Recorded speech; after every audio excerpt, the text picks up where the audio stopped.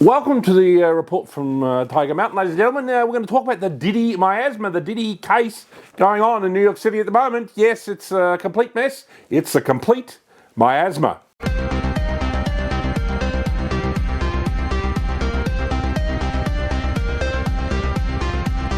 All right, ladies and gentlemen, let's talk about the Diddy Miasma case over in New York City.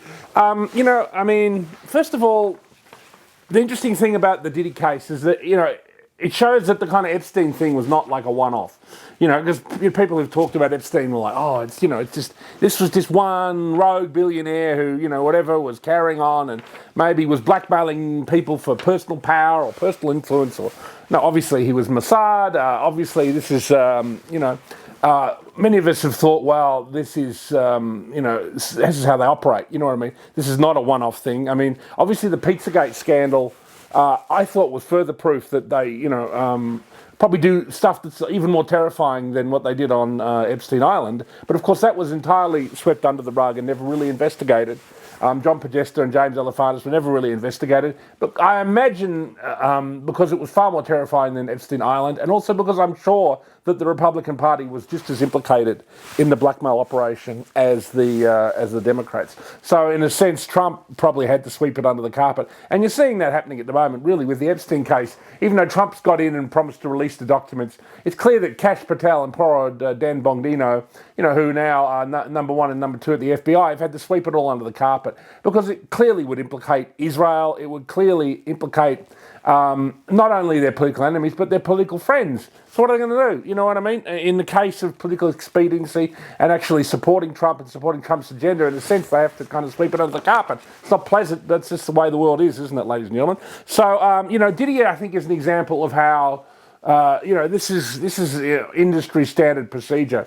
And obviously not all people are like Diddy. He's a particularly disgusting pervert, let's face it, ladies and gentlemen. Let's call it what it is, you know what I mean? I don't mind somebody who, if they want to live a little bit of a wild lifestyle, a bit of a rock and roll lifestyle, that's okay. But this is just way beyond, mate. This is my Caligula. Go, hang on a minute, calm down, son, will you? You get a bit carried away here. You know what I mean? You've got so much baby oil, you could drown an elephant. It's just extraordinary what's going on. And, I don't even really want to know the fucking details because I don't want to know who Kid Cudi is. Who the fuck is Kid Cudi? Meek Mill. Who the fuck is Meek Mill? These are obviously some Jungle Bunny rappers no one's fucking interested in. I guess somebody's interested in. This is just all Tyler Perry. I don't even know who the fuck that is. You know what I mean? I know who Oprah is. Oprah's apparently been implicated in all this. Gayle King. I don't know who that is. I think she's got something to do with, Oprah. Leonardo DiCaprio's been implicated. Obviously he's Mr. Climate Change, pushing. I don't know whether he really believes that. I imagine they've got him blackmailed for the Diddy operation, though. I don't know what he did wrong, but he clearly did something. Now, there will be levels of what's gone on at Diddy. There will be black rappers. I don't know. I guess this Kid Cudi and Meek Mill, whoever the fuck they are, they probably come across as heterosexual, but maybe they're secret gays. They like to suck dick, ladies and gentlemen, and they were doing a lot of dick sucking over at Diddy's place, which seems to have been a gay mecca. But it wasn't just gay sex, it was just everything. It was just everything. And as I said, if people want to play around and everyone's an adult and everyone's consenting, well, okay.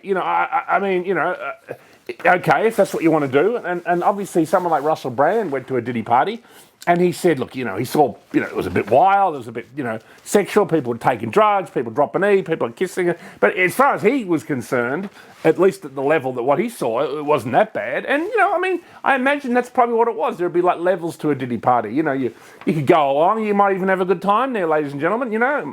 They might play some good music, you might meet some interesting celebs.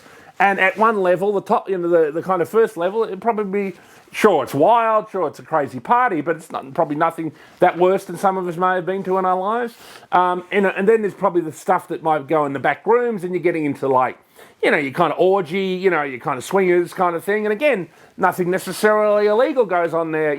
Everyone's consenting, and I don't know, maybe sometimes consent issues might have been broached or broken. But, again, that might not be that bad. I think, but, the worry begins when it's human trafficking, when it's rape, when it's underage people, and this does appear to be all over the Diddy case. The exact details of which are coming out. Again, I imagine it will probably be swept under the carpet. he may well get off. I don't know. I reckon it's a 50-50 chance. I reckon there's a 50% chance because there's just so much of it, you go down. And then there's a 50% chance they might sweep it under the rug because, of course, his handlers, are all, Zionists, ladies and gentlemen. There was Clive Davis, of course, was his kind of Svengali, kind of helped, discover Diddy, helped give him a record contract and all that. And there are a number of other, Jewish managers, record producers, record, label owners who are involved in the Diddy case, who are clearly the ones handling it all for Mossad. Much the way Lex Wessner was the handler for Jeffrey Epstein. And, he gave Epstein money. And, Epstein was apparently a traitor. But no one, people who've investigated Epstein found no trades. He never did any trade. He wasn't a trader. He was trading something, ladies and gentlemen, that's for sure, but it wasn't the stock market. He was trading young girls, ladies and gentlemen. So there it is. So that's it's a miasma. It's a mess. It's a hideous. There's something about the Diddy case. It's just the lowest form of vile animalistic sexuality. It's just, rape and depravity, at a level that boggles the mind, ladies and gentlemen. And Diddy is clearly just a complete animal fucking scumbag.